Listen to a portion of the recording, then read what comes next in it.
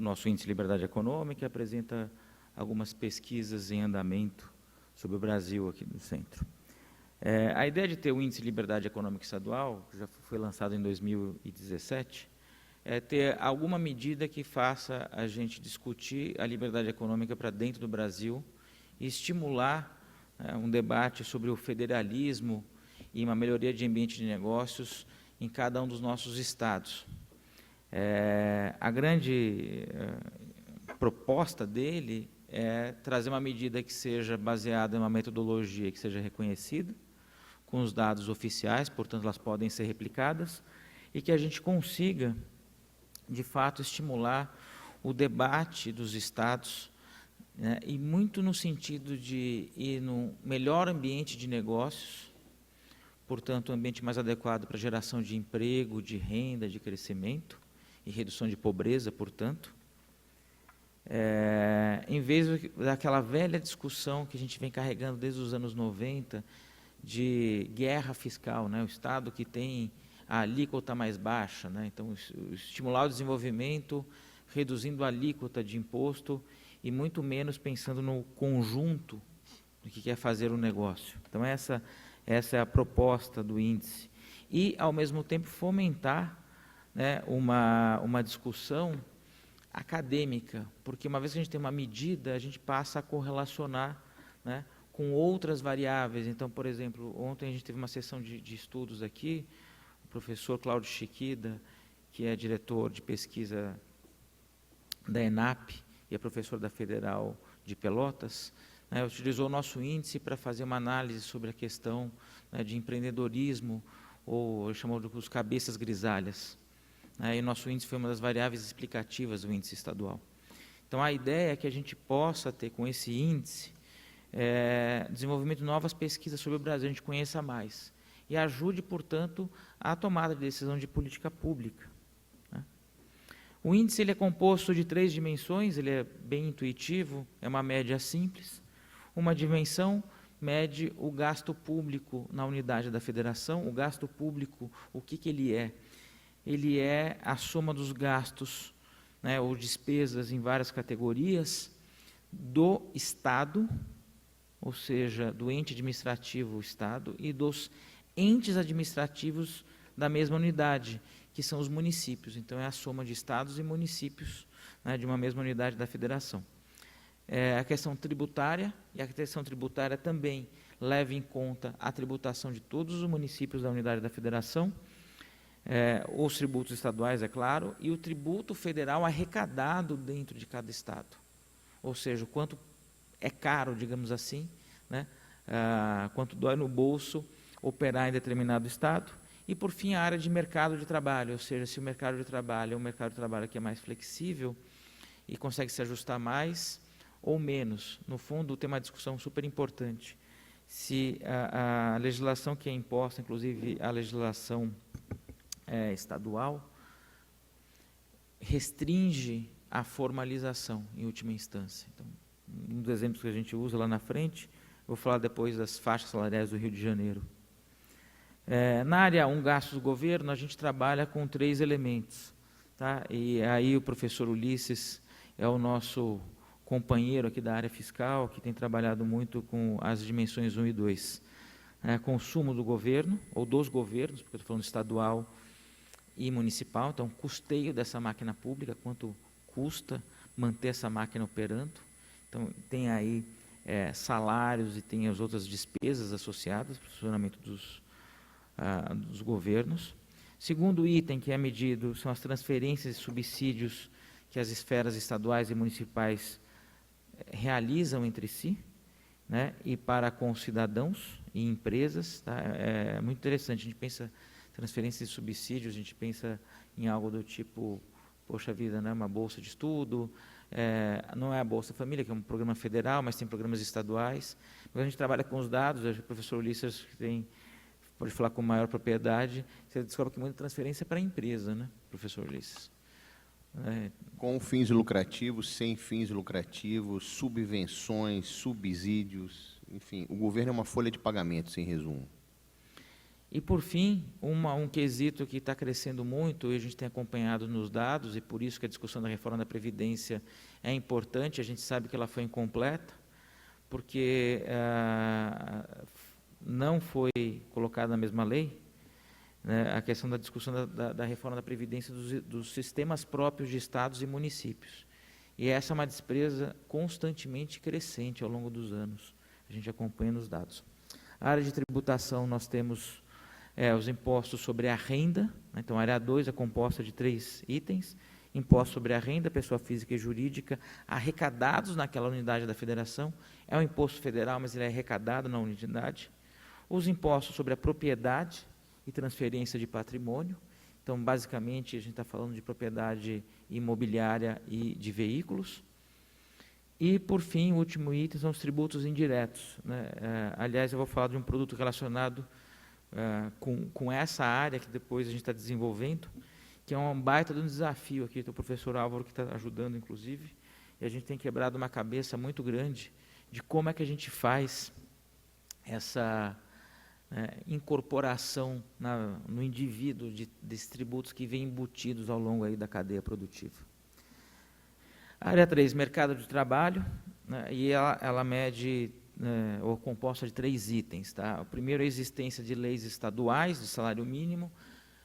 A partir de 2000, a legislação federal permitiu que os estados possam adotar pisos salariais maiores do que o piso nacional. Então, são salários mínimos estaduais. Os estados que adotam isso no Brasil são Paraná, Santa Catarina, Rio Grande do Sul, São Paulo e Rio de Janeiro. Rio de Janeiro, por exemplo, tem 7 faixas de salário mínimo de acordo com as diferentes categorias ocupacionais. E é interessante que as categorias são os trabalhadores de escritório, que engloba também funcionalismo público, etc. Essa faixa, né, o piso mínimo no Rio de Janeiro, hoje tem um salário mínimo que está em torno aí de, arredondando, R$1.000, o piso leva quase R$2.000. Né? Então, você tem... O que significa isso na prática? Significa que você é generoso principalmente para o funcionalismo público, que você vai impactar na despesa pública na outra conta, mas você exclui da formalidade um número enorme de trabalhadores. Né? A gente também olha a proporção do emprego do setor público, emprego estatal, em cada unidade da federação. Então, aquela história... existe, de fato, o mercado de trabalho ou existe funcionalismo público? Né? Qual é a dinâmica desse mercado? E quanto mais pesa o setor público, significa menos mercado de trabalho em cima do setor privado, né, desenvolvendo. E, por fim, densidade sindical. Entendendo aqui que quando você tem muito funcionalismo público, obviamente, por definição, esse funcionalismo é sindicalizado. Então, a gente tenta descontar esse efeito e ver qual é o peso, qual é a densidade sindical, descontado esse efeito do funcionalismo. Lembrando que a gente está, com base na teoria econômica, no chamado insider e outsider, né, incluído e excluído. E a gente sabe que o sindicato, a atuação dele é para preservar, né, os benefícios de quem está incluído, está no mercado de trabalho. Quem está fora e está na informalidade não tem esse benefício. Então, por isso que a gente está preocupado em olhar essa última dimensão aqui, porque a informalidade é um problema muito grande no mercado de trabalho brasileiro. A renda obtida, né, os indicadores são proporcionais ao tamanho da economia do Estado, só que em vez de a gente usar PIB, a gente usa a renda. Por quê? Tem muitos estados do Brasil, alguns ex-territórios, estados do Nordeste, que a renda é maior do que o PIB, por conta das transferências, né, do Fundo de Participação de Municípios, Fundo de Participação dos Estados. Ela está uma discussão federativa neste momento, com um pacote que foi entregue ontem pelo Ministério da Economia, né, a questão de fundir os municípios que são menores do que 5.000 habitantes e que têm PIB menor do que a renda, que é esse conceito aqui. Né? Então, para a gente trabalhar de uma forma real com o tamanho da economia, a gente não considera o PIB, mas a renda que tem naquele estado, a renda que é declarada, né, na pesquisa nacional por amostra de domicílios, a pesquisa contínua, agora a PNAD contínua, a gente faz essa agregação a partir dessa variável. Os dados, o resultado para 2019 é esse perfil. Eu queria falar uma coisa importante, quando as pessoas veem um mapa colorido, eu já começo a fazer algumas ilações. Eu queria dizer uma coisa muito bacana. A gente tem uma série histórica, que em breve está sendo disponibilizada, eu vou mostrar como ela vai ser disponibilizada, de 2003 a 2017. E a gente percebeu que ao longo dos anos houve uma piora dos estados brasileiros, das unidades da federação em termos de liberdade econômica, principalmente depois ou a partir de 2011. E nesses dados, né, que são o último dado disponível para todos, a de 2017, que a gente está posicionado, a gente acompanha uma melhora em relação aos indicadores de 2015 e 2016. Então, assim, os estados melhoraram, isso é uma boa notícia, a despeito da recessão. Aliás, eu fico até pensando se a recessão e a crise não é também uma forma de fomentar determinados ajustes, que em período de crescimento você não faz e empurra com a barriga. Mas o fato objetivo é que houve essa melhora, mas alguns estados avançaram mais do que outros. E alguns ficaram mais ou menos parados. Então, por exemplo, eu queria dar o destaque aqui dos estados azulzinhos, são os mais livres. A gente tem São Paulo aí no meio. São Paulo é um estado que, ao longo, desde 2003, tem melhorado o seu desempenho em uma série de indicadores, não todos. Mas eu vou chamar a atenção para o Espírito Santo. O Espírito Santo tem consistentemente, nos últimos anos, melhorado a sua nota, tem um score, né, uma nota de 0 a 10 de liberdade econômica. Então, eu queria dar o destaque para o Espírito Santo. De outro lado, eu queria chamar a atenção para o estado do Rio Grande do Sul. Se a gente olhar para o PIB per capita do Brasil, o Rio Grande do Sul é um dos estados mais ricos do Brasil, mas é um estado que tem uma série de problemas que estão se acumulando já há vários anos, e os indicadores fiscais do Rio Grande do Sul, comparado inclusive com estados que a gente chama de mais pobres, eles estão muito ruins. Então, o Rio Grande do Sul está naquele bloco ali, o quarto quintil, ou seja, está bem baixo. E alguns estados que melhoraram, ou, na verdade, até se mantiveram relativamente constantes, mas foram ultrapassados. Eu chamo a atenção para o Mato Grosso do Sul, por exemplo, que lá em 2017 ele estava muito bem no nosso ranking, mas ele não melhorou. Então, é isso que aconteceu, os outros estados passaram aqui ao longo dos anos, né? Então, a ideia desse índice é justamente fomentar essa discussão sobre a melhoria do ambiente de negócios, né? E, principalmente, né, no que cabe à administração do Estado, ou seja, aquilo que ele tem em governança, né, os estados e os municípios. Óbvio que é um índice que tem 3 dimensões. A gente sabe que a liberdade econômica é composta por mais dimensões. Um dos avanços, até o professor Ulisses pode arrematar aqui a minha apresentação, a gente trabalhar em 2 direções. Uma é compatibilizar com os índices internacionais e fazer uma comparação entre países. A gente já fez algumas brincadeiras, tá? Os melhores estados do Brasil, se a gente pondera pelas demais dimensões do índice internacional do Brasil como um todo, e compara com os estados do México, os estados dos Estados Unidos e do Canadá, a gente, assim, as nossas melhores performances chegam à média mexicana. E o outro ponto, a gente está trabalhando, já começando um piloto, através de uma monografia de graduação, de tentar pegar aspectos das capitais dos estados sobre o ambiente para abertura e fechamento de empresas. Então, a gente espera, esse semestre, ter uma monografia de economia que vai fazendo esse passo, né? O nosso aluno que é empreendedor está tentando trabalhar com isso, e a gente consiga, nos próximos anos, ter uma dimensão extra e tornar o índice mais robusto. Mas hoje ele é comparável e segue a metodologia já consagrada do Fraser. 2 produtos a gente tem desenvolvido a partir dessa linha. São produtos relacionados. Então, eu diria que são o seguinte: 2.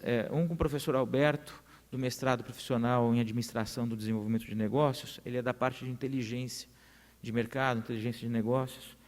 Ele trabalha muito com construção de dashboards e informações para tomada de decisão. Ele, com os alunos e ex-alunos do mestrado, hoje inclusive professores de lato sensu aqui da universidade, está fazendo a mesma coisa que foi feita com o índice mundial. O índice mundial, se vocês entrarem no nosso site, tem uma aba de índices, tem um dashboard da evolução da liberdade econômica no mundo, tem um simulador que a gente pode brincar com as dimensões e verificar se, por exemplo, determinado país melhorar em um quesito, o que vai acontecer com a posição dele no ranking.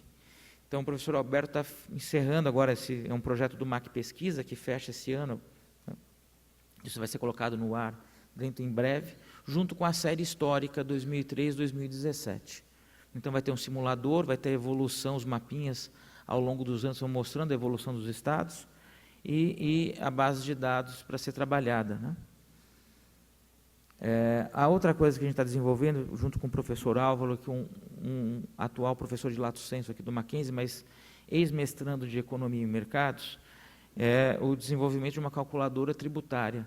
Essa calculadora tributária, ela tem o objetivo de trazer para o cidadão comum aquele mesmo efeito que a gente tem quando compra um produto, vem na nota fiscal oficial, uma estimativa de impostos.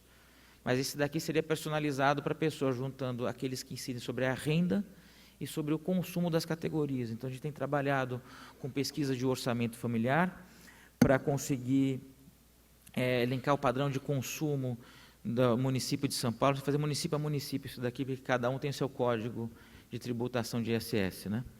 Então, a gente está fazendo município de São Paulo, município de Fortaleza e município de Porto Velho. E a gente já tem o modelo, a estrutura de simulação montada, a programação montada, e agora a gente está nos testes da nossa versão beta.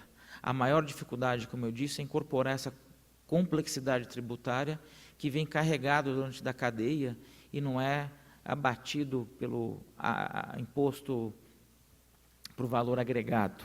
Na prática, os impostos acabam incidindo sobre cascata. Então, quando a gente compra um aparelho de telefonia celular, não tem só o ICMS daquele produto, mas está embutido o custo do ISS que a loja paga, do transporte que foi feito, da tributação no combustível, na energia elétrica. Então, isso tudo entra, e essa é a grande complexidade. Então, um dos grandes aprendizados é por que tem lá na notinha fiscal estimativa, valores estimados, porque é praticamente impossível saber quanto a gente individualmente paga de imposto. A gente sabe no agregado, mas individualmente não sabe.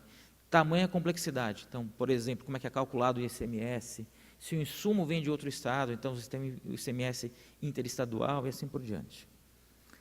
Então, o exercício intelectual de fazer essa calculadora, para a gente está sendo um baita de um desafio, que é lidar na prática, além como consumidor, aqui como pesquisador, com essa complexidade tributária. Então, aqui em breve, a gente está na versão beta, em breve a gente vai disponibilizar isso. E também é uma ferramenta para calculadora financeira. Tá? E é um produto que a gente tem a pretensão de todo ano evoluir essa versão dele, e assim, no mundo ideal, né, ele ser uma calculadora que te ajude a planejar teus gastos e ajude a dizer quanto você está pagando para cada esfera do governo e para onde está indo. A gente linkar isso com a execução orçamentária do Estado, município e União. Isso é cidadania fiscal, né? O nome disso. Bom, muito obrigado pela paciência de vocês. Eu convido agora o professor Maurício para falar sobre o Observatório do Legislativo. Obrigado. Eu vou falar para vocês do trabalho que o Observatório do Legislativo tem feito. Tá? A nossa proposta era de analisar as propostas que são feitas no Legislativo Federal. Então, eu estou falando do Congresso Nacional, da Câmara e do Senado, e olhar esses projetos de lei, tá? E ver qual o grau que eles interferem na liberdade econômica. Então, é uma proposta até que parece simples, mas é um trabalho gigantesco. Tá? Então, como toda pesquisa, e acho que devem ter alunos aqui que estão trabalhando nos seus projetos de pesquisa, seja para monografia, seja para o mestrado, assim, a gente sempre começa pensando num tema numa dimensão maior do que, na verdade, a gente consegue trabalhar. Né? E daí, conforme a gente vai trabalhando, na tentativa e no erro, a gente vai lapidando o nosso objeto e a gente vai evoluindo na questão de pesquisa. Então, a nossa primeira atividade consolidada diz respeito ao estudo da atividade legislativa do ano de 2018, que foi o último ano da penúltima legislatura. Né? As legislaturas elas começam em fevereiro, aí elas terminam depois de 4 anos, em fevereiro. Então, A legislatura atual, ela tomou posse no dia 1º de fevereiro. Então, a legislatura antiga, aquela que tinha sido eleita em 2014, ela terminou o seu mandato no dia 31 de janeiro de 2019. Então, o nosso trabalho foi o último ano dessa legislatura. Tá? Então, vou apresentar aqui alguns resultados para vocês. Primeira coisa, por que o nosso trabalho, por que a nossa pesquisa se interessa pelo tema, pela perspectiva da liberdade econômica? A resposta é bem simples e acho que ela já foi bem dada aqui nesse fórum e nos antecedentes, que há uma correlação positiva, tá, entre liberdade econômica e desenvolvimento humano. Então, se a gente olhar ali para aquele gráfico, a gente vai ver dos países que têm maior liberdade são também os países que têm um índice de desenvolvimento humano muito alto. Alguns países que a gente colocou ali, eles estão com um nome bem pequeno, mas a gente vê a Noruega, a Suíça, os Estados Unidos, o Canadá, né, que conseguem ter níveis muito altos nesses dois quesitos, no desenvolvimento humano e na liberdade econômica. Vocês podem ver que tem, mais à esquerda, tem um país assim, bem isolado ali, tá? Um doce para quem adivinhar é a Venezuela. Tá bem isoladinha ali, numa baixa liberdade econômica. Tá? Assim. Bom, a gente escolheu o ano de 2018 até por uma questão de limite de trabalho, que seria muito difícil trabalhar quando a gente viu o volume de trabalho que o Congresso Nacional tem, né, e podem acreditar, tem um volume enorme de proposições que são feitas. A gente percebeu que a gente não conseguiria trabalhar com os 4 anos, 2015, 16, 17 e 18. Então, a gente resolveu trabalhar com o ano de 2018, porque ele é um ano de eleição. Então, eleições gerais, eleições nacionais, não as eleições municipais. Então, ele é um ano atípico, ele é peculiar. Então, a gente falou, bom, a gente começa no primeiro ano de 2018 e depois a gente vai analisando ano a ano, tá? E a gente tem a ideia de que esse projeto de pesquisa ele siga por muitos e muitos anos, que a gente consiga fazer uma linha histórica e a gente consiga encontrar padrões. Tá? Por exemplo, qual é o tipo de votação que se tem em anos eleitorais? A gente tem algumas hipóteses, né? Que nos anos eleitorais os deputados eles propõem muitas coisas, tá? Para mostrar trabalho. Eles fazem isso também no primeiro ano de legislatura. Tá? Esse ano de resultados preliminares, quando a gente tá olhando o ano de 2019, só na primeira semana de trabalho foram protocoladas quase 500 propostas de lei. Tá? Nem todas essas propostas são relevantes, nem todas elas são importantes, mas elas são um dado que são dados utilizados pelos parlamentares para justificar o seu trabalho, tá? Ou para dizer que estão trabalhando bastante. Olha, eu coloquei mais de 100 propostas para serem votadas. Tá? E muitas vezes não há um cuidado maior, digamos assim, com a qualidade dessas propostas. Né? A questão é ter uma quantidade para ser mostrada. Então, aqui, bom, a gente foi fazer esse estudo exploratório, a gente tentou pegar a entrada e a saída das propostas do Legislativo, ou seja, aquilo que era proposto, protocolado, seja a mesa da Câmara, a mesa do Senado, ou aquilo que já tinha sido aprovado. Tá? O que foi aprovado, muitas vezes a gente percebe que eram projetos que estavam há anos em tramitação. Tá? A gente percebeu outros também que ficaram anos parados e, de repente, eles tramitaram rapidamente. E nessa parte de entrada, o volume de propostas era sempre muito maior, se propõe muito mais do que se vota, e se propõe muitas coisas semelhantes, que depois elas são juntadas, ou na linguagem legislativa fala, elas são apensadas, né, com projetos que têm propostas muito semelhantes. Agora, o interessante que a gente via na entrada era que a gente conseguia ver, era um tipo de reação imediata que os deputados e senadores tinham com relação ao que acontecia no país. Então, teve a questão da greve dos caminhoneiros, tá? E logo 2 ou 3 dias, nos dias subsequentes, foram vários projetos que falavam, que tentavam dar solução a esse problema, seja com relação ao frete, seja com relação à venda de combustível direto da distribuidora, né, sem ter que passar pelas distribuidoras. Então, e daí, quando a gente olhava esses projetos, aí a gente via que eles se assemelhavam a outros projetos que tinham sido propostos há 4, 5, 6 anos atrás, quando se passava por situações semelhantes. Tá? Mas muitos deles, a grande maioria deles, tem uma tramitação muito lenta. Tá? Bom, e como a gente realizou o trabalho para medir essa questão, se um projeto ele afeta ou ele não afeta a liberdade econômica? Primeiro, aqui tem os dados de quantas das amostras que a gente fez. Tá?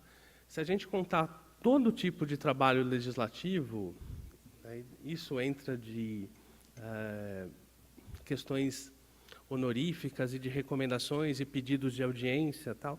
Só no ano passado, se a gente contar a quantidade de tudo que foi protocolado e votado pelos deputados, eu acho que dava mais de 10 mil coisas. Tá? Então, a gente reduziu para o que a gente acha essencial, que são os projetos de lei. Tá? Então, tem ali medida provisória. Medida provisória são projetos de lei. Na verdade, são decretos com força de lei feitas pelo Poder Executivo, elas não vêm do Legislativo.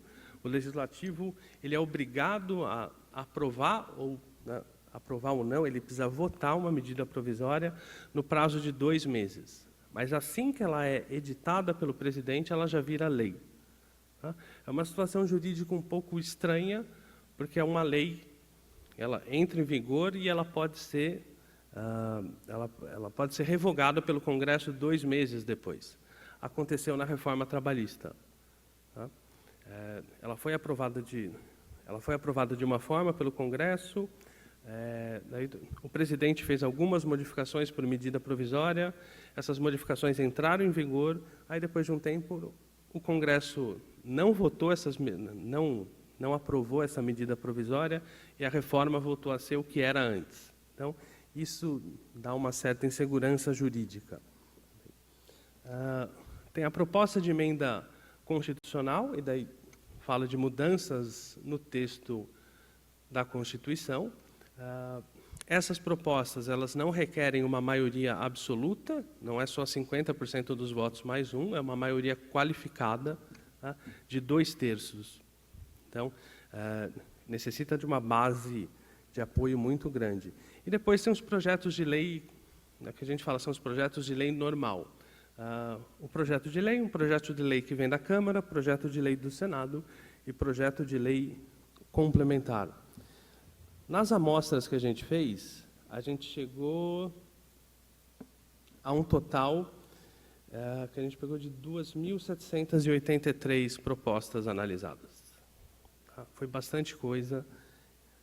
Eu aproveito aqui para agradecer o trabalho dos estagiários, que eles fizeram um grande trabalho olhando proposta por proposta e preenchendo os questionários que foram elaborados por mim, pelo professor Paulo, pelo professor Clayton e pelo professor Elton. Para medir a liberdade econômica, se uma lei está contra ou ela está a favor, né? A gente não fez uma categoria de 0 a 10 e não teve uma gradação. A gente fez uma escolha binária, baseada em 10 variáveis, e que a gente treinou os estagiários para eles saberem se essa lei, se ela passava por essas perguntas, se era sim ou não. E essas perguntas elas foram inspiradas no Índice de Liberdade Econômica do Fraser Institute, que tem uma parceria aqui também com o nosso centro. Eu acho que a letra está muito pequena, mas eu posso ler para vocês rapidamente. A primeira coisa para a gente ver é se a legislação a legislação proposta ela impõe mais gastos do governo, se ela impõe transferência, subsídio. Tá? Aí é só para responder sim e não. Se responde sim, aumenta a participação, né, aumenta o subsídio, então ela é uma lei que vai contra os princípios da liberdade econômica. Se a legislação amplia a participação estatal da economia, mesma coisa. Se sim, tá? Você está diminuindo a liberdade econômica. Ela aumenta alíquotas de impostos, tá? Ela afeta os direitos de propriedade, ela afeta a estabilidade monetária, tá? Ou transação em moeda estrangeira, reduz a liberdade de comércio internacional, tá? Reduz a movimentação de capitais, reduz a movimentação de pessoas, impõe limites à atuação do setor privado. Ou, o último item, essa legislação proposta impõe limites à atuação do setor privado ao criar custos associados à burocracia. Então, são essas 10 variáveis que se responde sim ou não. Tá? Se qualquer proposta de lei, em uma delas, ela tem o sim, então, essa já é uma proposta que mexe, tá? Que interfere na questão da liberdade econômica. Vamos passar aqui um pouquinho para os resultados, para os gráficos. Tá? Dos projetos analisados, 38% da nossa amostra veio do Senado, 55% da Câmara, 7% veio do Poder Executivo. Tá? E desses projetos analisados, o quanto eles interferem na liberdade econômica, baseado naquelas 10 variáveis. Então, a gente olha aqui, os projetos que mais interferem são os que vêm do Poder Executivo. Tá? Então, 75% deles, 3/4 dos projetos que vêm do Executivo, tá? Eles mexem com uma daquelas 10 variáveis. A relação da Câmara e do Senado é praticamente a mesma. Metade dos projetos interfere na liberdade econômica, metade não. Né? Um pouquinho mais a metade, né? 52%, quase 53%. Outra coisa, se a gente pegar qual daquelas 10 categorias os projetos de lei mais frequentemente vão interferir. E a maior porcentagem que a gente vê aqui, de 38%, quase 40%, né? Assim, são propostas que impõem mais gastos do governo e que que colocam situações de subsídio. Essas são, quase a maioria, tá? Das propostas que afetam a liberdade econômica, elas têm a ver com esse item de aumentar os gastos do governo. Então, se a gente olha, tá, por filiação partidária, aí tem uma coisa interessante. O percentual dos projetos analisados que interferem na liberdade econômica por filiação partidária, e a gente não achou, assim, com relação às variações ideológicas, assim, os resultados eles são muito parecidos. Então, a gente pega aqui, do número de projetos, né, quase todos os partidos políticos eles têm metade dos projetos interfere, metade dos projetos não. Então, na escalinha que está ali, a gente tem o MDB, tem o PSDB, depois tem o PT.